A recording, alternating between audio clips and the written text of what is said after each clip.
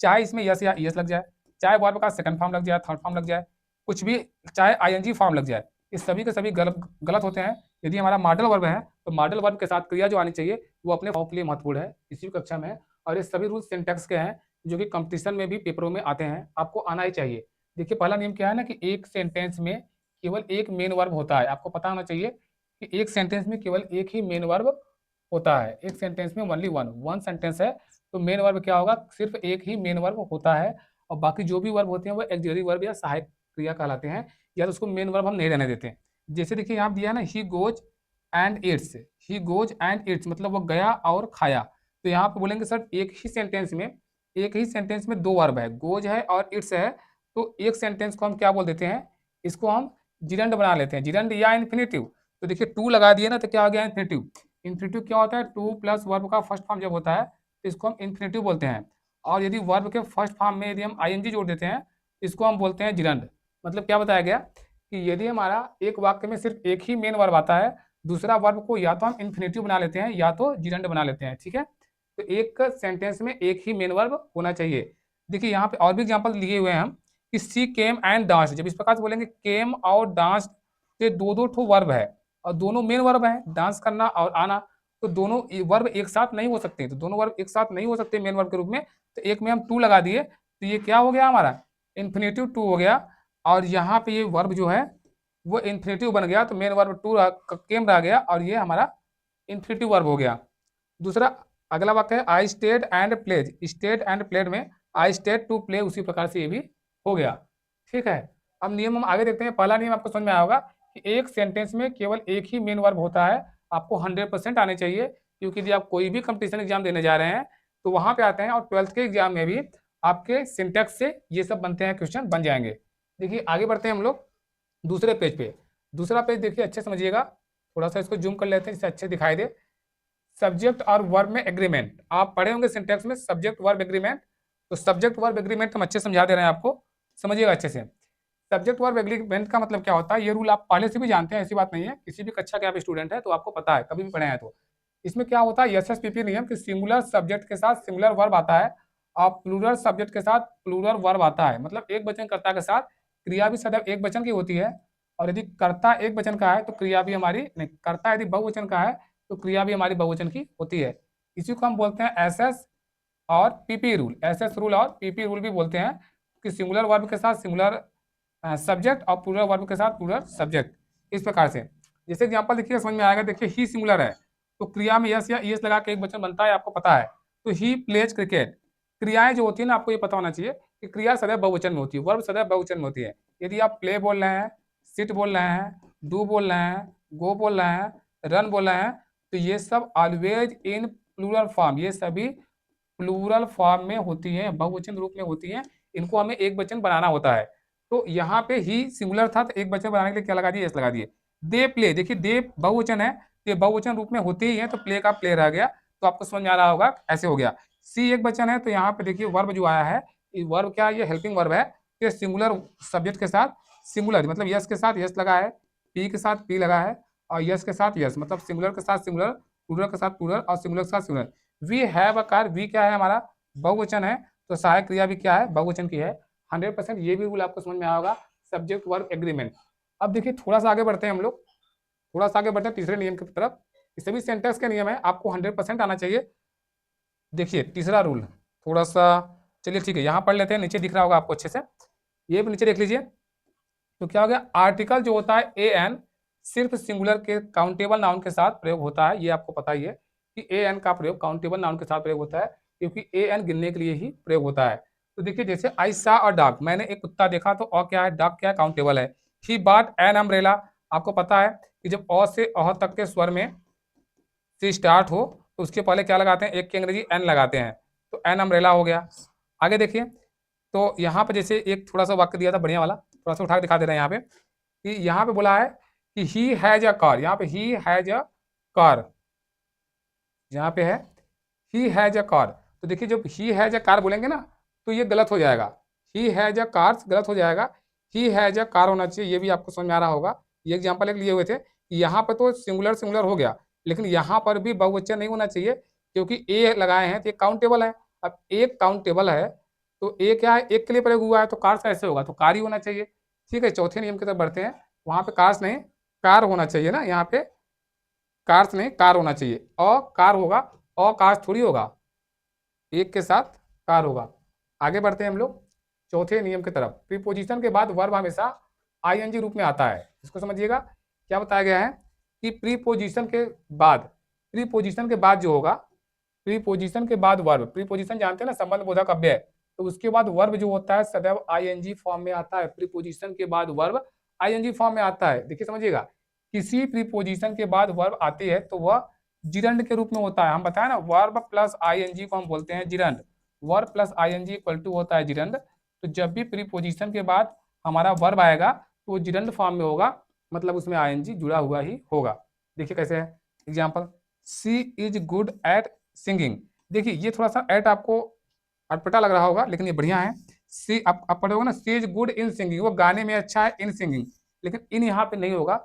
जब भी आप किसी ट्रेड की बात करते हैं ना कि वो जैसे गाने में अच्छे है, वो खाना बनाने में अच्छे है, तो वहां पे ट्रेड के लिए इन नहीं आता, ट्रेड के लिए एट का प्रयोग किया जाता है। जब किसी भी ट्रेड की बात करते हैं कि वो गाने में अच्छा है, तो यहाँ पे क्या हो जाएगा, सी इज गुड एट सिंगिंग। आगे समझिएगा, he is interested in reading. देखो सी इज इंटरेस्टिंग, वो इंटरेस्टेड है इन रीडिंग, वो पढ़ने में अच्छी है। तो यहाँ पे क्या आ गया, जैसे एट आ गया, इन आ गया, तो एट इन क्या है, ये सब प्रीपोजिशन है। एट इन प्रीपोजिशन है, तो प्रीपोजिशन के बाद सिंग और रीड जो आया, ये सब क्या है, क्रिया है। तो इस सब के वर्ब में क्या लग गया, आईएनजी। और अभी अभी हम बताएं कि जब भी वर्ब में आईएनजी लगता है तो ये हमारा फॉर्म कौन सा हो जाता है, जिरंड फॉर्म। आपको 100% समझ में आ रहा होगा। लाइक अवश्य करिएगा आप लोग, क्लास को देखते रहिए आगे। अभी तो हम चौथे नियम पहुंचे, 10 अच्छे अच्छे नियम लिए हुए हैं। देखिए यहाँ पे और भी जो वाक्य इसको भी समझ सकते हैं, he is interested in reading. फिर देखिए इन प्रीपोजिशन है तो रीडिंग हो गया। यहाँ पे I am tired of working, ये ऑफ क्या है, प्रीपोजिशन है। प्रीपोजिशन ऑफ होता है ना काके के लिए, तो इसके साथ आईएनजी लग गया। We talked about going there, देखिए अबाउट के बारे में, ये क्या आ गया, प्रीपोजिशन। तो प्रीपोजिशन के बाद जब भी कोई वर्ब आएगा, प्रीपोजिशन के बाद जब भी कोई वर्ब आएगा तो उसमें हम क्या जोड़ेंगे, आईएनजी जरूर जोड़ेंगे। ये नियम आपको याद रहना चाहिए कि प्रीपोजिशन के बाद वर्ब जो होता है वो फर्स्ट फॉर्म में, सेकंड फॉर्म में, थर्ड फॉर्म में ना करके वो आईएनजी फॉर्म होता है। जब भी प्रीपोजिशन आता है उसके बाद वर्ब आता है तो आईएनजी लगा होना चाहिए। ये नियम आपको भूलना नहीं चाहिए। अब देखिए आगे हम लोग बढ़ते हैं पांचवें नियम की तरफ। पांचवा जो नियम है, पांचवा नियम समझिएगा अच्छे से, बढ़िया नियम है ये भी, कि adjective versus adverb. Adjective versus adverb, adjective और एडवर्ब में थोड़ा सा अंतर हम क्लियर किए हैं। इस वाले में एडजेक्टिव और एडवर्ब दोनों बहुत डाउटफुल बच्चे रहते हैं, बहुत ज्यादा डाउटफुल रहते हैं, तो इसकी हम कर रहे हैं। देखिए एडजेक्टिव जो होता है नाउन की विशेषता बताता है, ये आपको पता होगा। नाउन ऑब्लिक प्रोनाउन बोल सकते हैं, जो संज्ञा या सर्वनाम की विशेषता बताता है उसको हम एडजेक्टिव बोलते हैं। जो नाउन या नाउन की जगह पर जो बोला जाता है, नाउन का मतलब कि कोई नाम हो गया, noun is a naming word, और प्रोनाउन का मतलब कि as a place of noun, place of noun जो बोला जाता है। मतलब जैसे राम ना बोल करके ही बोल दिए आप, तो ही क्या हो गया, प्रोनाउन हो गया। और एडवर्ब जो होता है वर्ब और एडजेक्टिव या दूसरे एडवर्ब की विशेषता बताता है। इसका थोड़ा सा वर्क एरिया क्या होता है, बड़ा होता है। कार्य क्षेत्र एडवर्ब का as comparison to preposition adjective, as comparison to adjective क्या होता है, लार्ज होता है किसका, एडवर्ब का। लेकिन बात 100% दोनों क्लियर होंगे। देखिए ही इज फास्टर रनर, वह तेज दौड़ने वाला है। देखिए किसका विशेषता बता रहा है, ये एडजेक्टिव है। एडजेक्टिव क्या है, रनर। इसकी विशेषता बता रहा है ये नाउन की। नाउन कौन है, ही है। नाउन क्या बताए थे हम, ही। नाउन, नाउन का मतलब क्या हो गया, संज्ञा या सर्वनाम दोनों हो गया। तो वह तेज है ना, वह कैसा है, वह दौड़ने में तेज है। फास्ट है किसमें, रनर में। फास्ट है कैसे, रन करने में वो फास्ट है, तो उसकी विशेषता बता रहा है। तो ये क्या हो गया, हमारा एडजेक्टिव हो गया। आगे देखिए, ही रन्स फास्ट, ये एडवर्ब है क्योंकि वो दौड़ता है। इस तरह से आप बनाएंगे, ही रन्स फास्ट, वो दौड़ता है, कैसा दौड़ता है, तेज दौड़ता है। वह तेज नहीं है, वह दौड़ने में तेज है। तो रन की विशेषता बता रहा है। जब भी वर्ब की विशेषता बताया जाएगा, ये रन क्या है, ये वर्ब है, और वर्ब की विशेषता बता रहा है कि दौड़ने में तेज है, तो ये हो जाएगा एडवर्ब। जब वर्ब की विशेषता बताएगा तो एडवर्ब होगा, और जब किसी नाउन या प्रोनाउन की विशेषता बताएगा तो क्या होगा, एडजेक्टिव होगा। यहाँ पे प्रोनाउन की विशेषता बता रहा था तो ये क्या था, एडजेक्टिव था। यहाँ पे नाउन ना लगा के प्रोनाउन बोल सकते हैं, तो यहाँ पे एडजेक्टिव था। लेकिन यहाँ पे वर्ब की विशेषता बता रहा है कि दौड़ने में तेज है, तो यहाँ पे एडवर्ब हो जाएगा। वर्ब और एडवर्ब आपको क्लियर हो रहा होगा। जैसे सी इज ब्यूटीफुल, समझिएगा, सी इज अ ब्यूटीफुल गर्ल। अब देखिए वह सुंदर है ना, वह ब्यूटीफुल गर्ल है, किसकी विशेषता बता रही है, उसकी, या गर्ल की बोल सकते हैं। तो सी भी नाउन है, एक प्रकार से प्रोनाउन है, और गर्ल क्या है, नाउन है। तो सुंदर कौन है, लड़की सुंदर है, वह सुंदर है। तो जो संज्ञा है सर्वनाम की विशेषता बताया वो क्या होता है, एडजेक्टिव होता है। तो मतलब यहाँ पे क्या हुआ, एडजेक्टिव हुआ। आगे बढ़ते हैं हम लोग, थोड़ा सा देखते हैं, थोड़ा नीचे एक दो वाक्य और होंगे, इसको भी समझ लीजिए, आप ओनली समझ पाएंगे। देखिए एक वाक्य और इसका दिया हुआ है कि सी सिंग्स ब्यूटीफुली। अब देखिए सिंग क्या है, क्रिया है।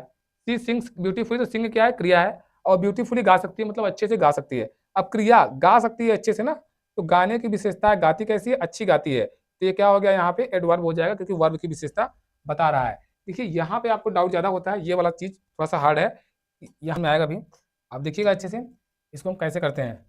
तो डबल नेगेटिव का प्रयोग क्या होता है कि एक वाक्य में दो नकारात्मक, जब एक वाक्य में दो दो नकारात्मक वाक्य आ जाए, जब एक वाक्य में दो दो नकारात्मक वाक्य आ जाए, जैसे नॉट आए, नो आए, नेवर आए, नथिंग आए, इस प्रकार से कोई भी निगेटिव सेंटेंस आ जाए, दो दो निगेटिव नए के साथ एक और आ जाए, तो क्या होगा, तो दो दो निगेटिव नहीं होने चाहिए, नहीं होने, शब्द नहीं होते हैं, मतलब एक ही वाक्य में दो नकारात्मक वाक्य नहीं होते हैं।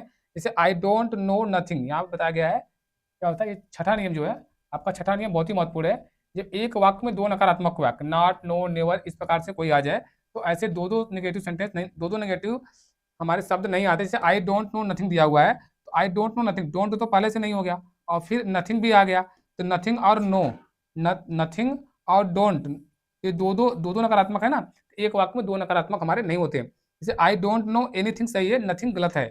अब नहीं में नहीं बोलेंगे तो फिर हाँ हो जाएगा ना, मुझे कुछ नहीं और नहीं पता, कुछ नहीं में नहीं, नहीं मुझे कुछ नहीं पता, I don't know anything, nothing हमारा गलत हो जाता है, जब भी हमें बोलना हो तो हम बोलते हैं आई डोंट नो एनीथिंग, तो ये सही होगा और ये वाला हमारा गलत हो जाएगा। ठीक है, दूसरा वाक्य दिया है he didn't see nobody, he didn't see nobody नहीं होता, ही डिडंट सी एनीबडी।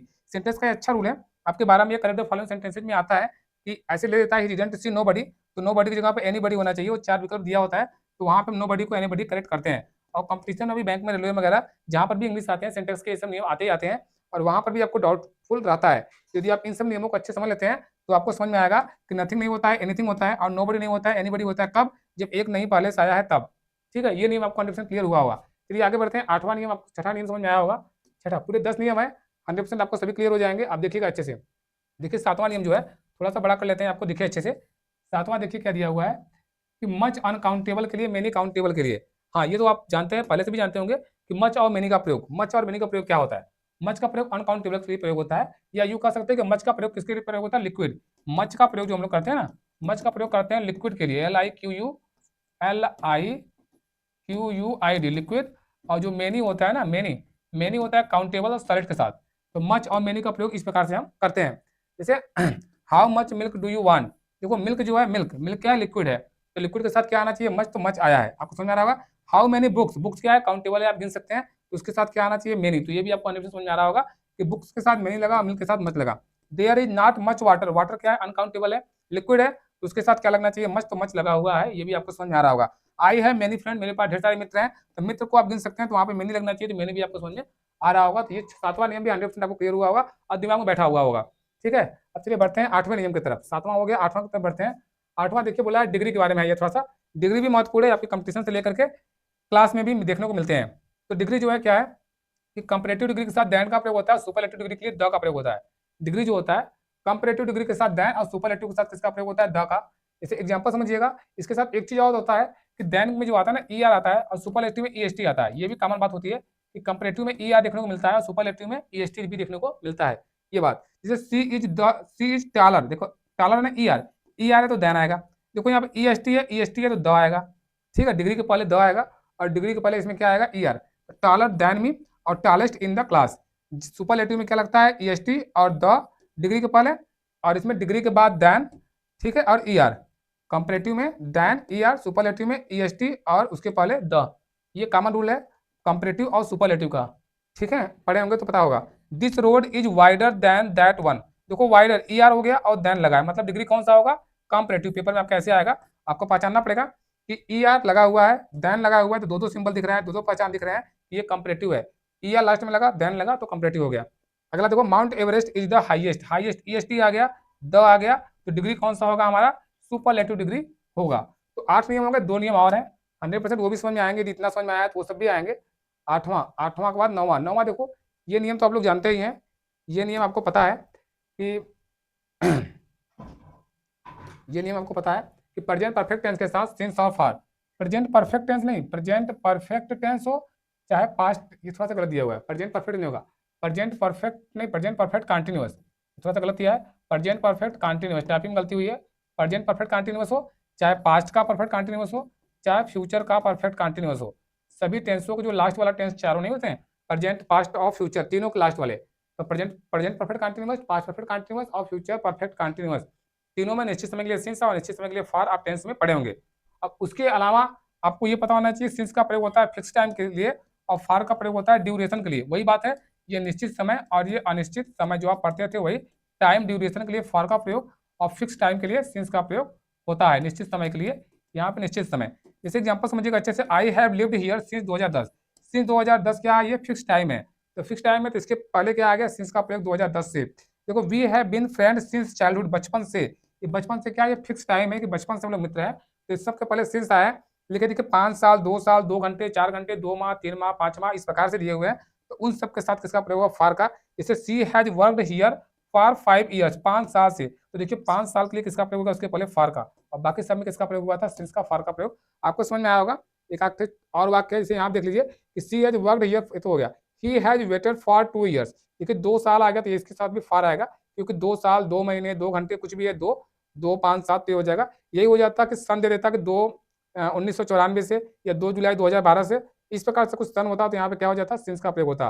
ठीक है, तो बात आपको समझ में आया होगी। क्या बताया गया, सिंस फिक्स टाइम और फार ड्यूरेशन के लिए प्रयोग होता है। ये बात आपके दिमाग में घुस जानी चाहिए। 10वां नियम सबसे खास नियम है, ये 100% आपको आना चाहिए। 10वां नियम जो है ये सबसे खासम खास नियम है, ये आपको समझ में आ जाना चाहिए। देखिए अच्छे समझिएगा इसको। मॉडल वर्ब के बाद वर्ब हमेशा बेस फॉर्म में होता है, सबसे खास रूल है। अंतिम नियम है तो क्या हुआ, लेकिन सबसे खास नियम है, इसको 100% आपको आना चाहिए कि मॉडल वर्ब के बाद वर्ब हमेशा बेस फॉर्म में होता है। ठीक है, समझिएगा। मॉडल वर्ब क्या होता है हमारा, modal verb can, could, may, might, will, would, shall, should, जितने भी हम लोग ये हेल्पिंग वर्ब मॉडल वर्ब पढ़ते हैं ना, एक्सिलरी वर्ब, मॉडल वर्ब, इन सब के जो होता है बेस फॉर्म फर्स्ट फॉर्म में होता है। ठीक है, जैसे बोलेंगे ना कैन, जैसे कैन हो गया, शुड हो गया, मस्ट हो गया, माइट हो गया, वुड हो गया, तो इन सब के साथ जब वर्ब आते हैं ना, तो मतलब यूँ कह दीजिए कि जो मॉडल वर्ब होते हैं, मॉडल वर्ब और मॉडल वर्ब के साथ जो वर्ब आता है वो अपने फर्स्ट फॉर्म में होता है। मतलब मॉडल वर्ब के साथ वर्ब सदैव फर्स्ट फॉर्म में आता है, चाहे इसमें यस या ईएस लग जाए, चाहे वर्ब का सेकंड फॉर्म लग जाए, थर्ड फॉर्म लग जाए, कुछ भी, चाहे आईएनजी फॉर्म लग जाए, इस सभी के सभी गलत होते हैं। यदि हमारा मॉडल वर्ब है तो मॉडल वर्ब के साथ क्रिया जो आनी चाहिए वो अपने फर्स्ट फॉर्म में ही होनी चाहिए। जैसे ही कैन गो नाउ, तो कैन हमारा क्या है, हेल्पिंग वर्ब है, मॉडल वर्ब है, इसके साथ वर्ब क्या आएगा, गो आएगा। यहाँ पे गोज हो जाए, कहेंगे ही एक बच्चा ने गोज, तुम गलत हो जाएगा। यू शुड स्टडी, शुड क्या है, मॉडल वर्ब है तो स्टडी, ठीक है, अपने फर्स्ट फॉर्म में है ना स्टडी। स्टडी तो है नहीं आईईडी लगा हुआ, ऐसा तो नहीं। मस्ट ट्राई, ट्राई भी ट्राइड हो सकता था, ट्राइंग हो सकता था, लेकिन नहीं, मस्ट आया, मॉडल वर्ब है तो वर्ब अपने मूल रूप में रहेगा। दे माइट कम लेटर, ऐसे देखिए एक तो आपको समझने के लिए दिया गया है, करेक्ट एंड करेक्ट बताया गया है, ये भी समझ लीजिएगा। एक तो ऐसे हम लिखे हुए हैं कि ही कैन गोज, अब ही कैन गोज हो सकता है, नहीं हो सकता, क्यों नहीं हो सकता, क्योंकि ये मॉडल वर्ब है कैन, तो कैन में वर्ब हमेशा मूल रूप में आता है, तो गो होना चाहिए न कि गोज होना चाहिए। यही तो ऊपर इतना ढेर सारा बताएं, तो 100% आपको समझ में आया होगा। ठीक है, ये पूरे हमारे कितने नियम थे, 10 नियम थे, 10 के 10 नियम आपके 100% समझ में आए। ये समझ में आया तो बिना लाइक किए ना जाइएगा, और अपने दोस्तों भी शेयर कीजिएगा जिससे वो लोग भी सीख पाए, और सब्सक्राइब भी कर लीजिएगा जिससे आने वाले सभी वीडियो आपको मिल पाए। मैं इससे भी अच्छे से अच्छा वीडियो लाता रहूंगा। धन्यवाद, थैंक यू।